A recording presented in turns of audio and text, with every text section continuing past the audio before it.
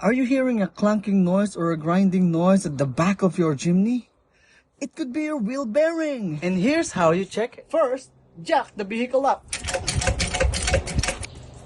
Grab your wheel and move it side to side. If there is a play, then that is a red flag. So we'll move it side to side.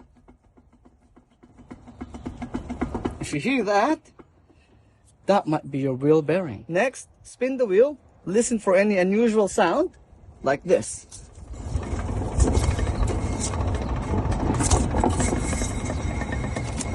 Caught it early? Great! We'll get it fixed before it leads to bigger problems on the road. See you next time!